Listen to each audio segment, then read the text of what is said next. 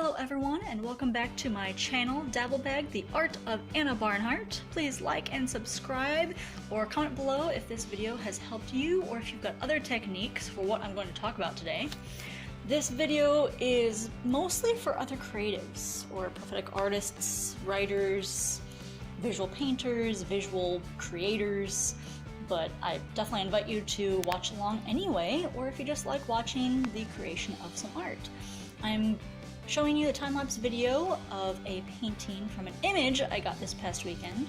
It is Aslan singing Narnia into being, and I actually did it in crayon during church, but wanted to do it in my chosen medium of acrylic later on, because I feel like I can speak artistically better with that. And that's my today's topic, is visual vocabulary. I keep on trying to search for more information about visual vocabularies. I can't take credit for this particular term, but I think you'll know what I'm talking about. I don't mean those books, learning different languages, and everything's labeled. They're not like the grammar tree that you can take apart.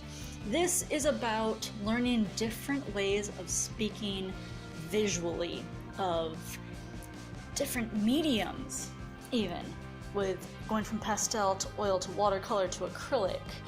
Each one of those can be a different way of speaking visually that can say something different about the same subject. Or even a visual vocabulary could be about lighting and choosing high key or low key and making all of these choices, being aware that you're making these very choices.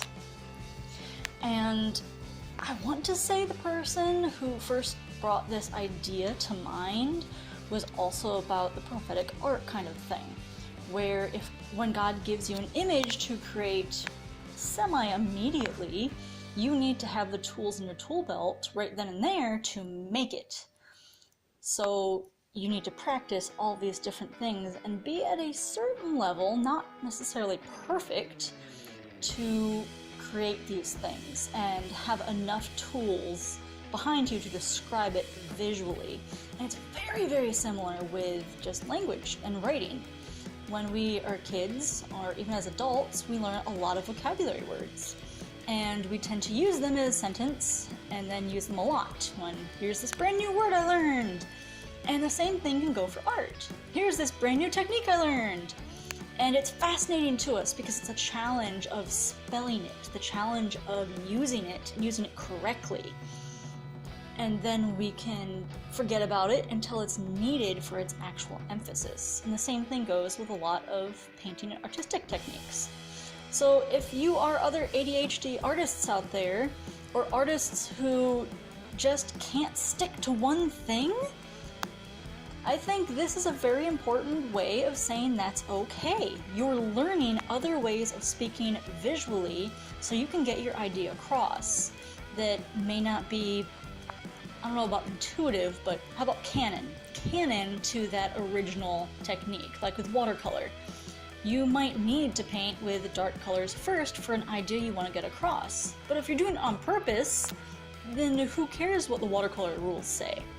But the fact you know what you're working with and you know what you're doing, that's all a part of a mastery and a workmanship of your craft. You're doing it on purpose at that point, and I think that's part of using your vocabulary the right way. So for visual vocabulary, it can be style or medium. I really think that we all have a particular style inside of us somehow, and when we force a different style, incongruous. I can't say that word. Incongruent? You know what word I'm talking about. It doesn't jive with our vibe. I just made that up and I'm so sorry.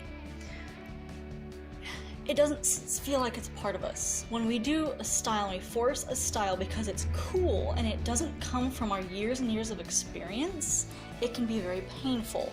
That's why when people want a commission of an art, but they want a certain style, they need to commission what the artist's style is.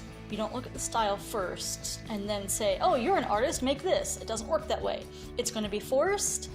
It's like pulling teeth. We might rather have our teeth pulled. And it doesn't have the same excellence that we know we can create when it's coming from our heart and the years of practice. So all of that years of practice is very, very important. So your style could change. We don't know what it is. My style tends to change with different mediums, or media. I don't know exactly how to use that phrase. Please correct me if you know which one should have fit right there. But don't worry about your style. That's another giant lesson I'm learning along this emerging artist path. Don't worry about it. It's going to flow out of you. Don't force it. I think if you're learning a particular set of rules, like line hierarchy, if you're going realism versus impressionism, that's a whole different style. It has to do with style rules in that case for what makes a good painting in that style. That is different than you forcing a particular brushwork because someone else does it nicely. You're going to find your special thing. So it might just have a different style. That's okay. Keep making stuff and you will find your own.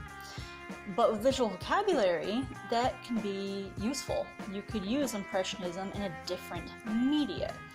Crayons. I knocked out this first idea in crayon because I could. It's just colors.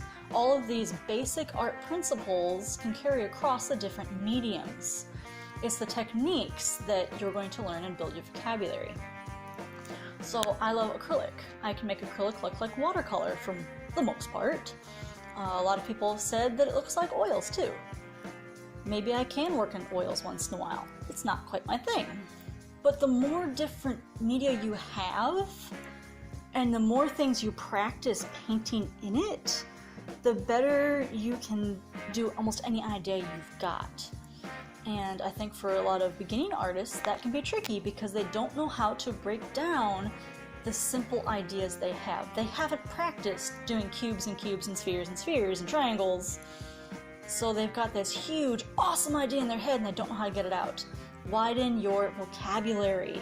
Keep on practicing the little things. That's how we grow up with languages. Learning any language, you go for the basics first, learning how to work with it, and you add more specific words the farther you go, and you learn how to use them with their connotations. The same thing is true with art and colors and design and composition. Just take baby steps, it's okay, and broaden it. And for other prophetic artists out there, this will also help you when God gives you an image. I like to call it downloading. When God gives you an image spontaneously, you will have those tools in your head to make that thing.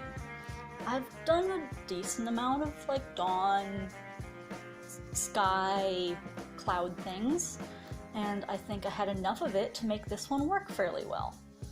Maybe not in crayon, only layered so much, but I got the idea down. And I've done other things like the flowers and the petals. I've done that quite enough times to practice to make it better than what it could have been, basically. That those excellence are going to come out of the practice and your visual vocabulary of what you can do. And sure, you might specialize in something, you might be better at one thing than the other. That we're human, we're artists, we like some things and not others. That makes total sense. But the more different things, the more fuel, a visual fuel you can put in your brain. Just reading books, museums, looking at flowers, you know the drill. That's going to help you create a lot more stuff. And this is like writing too. It's building your vocabulary. New words, you don't always use them or else they can stick out. But that's the general idea. So that's it for today. Please join me for episode 2. About this subject, I don't know, but as I finish up this Aslan painting, and I should remember to actually explain the ideas behind it and what's going on at the time. Thanks for listening and watching, and please like and subscribe if you haven't already. Thanks, bye.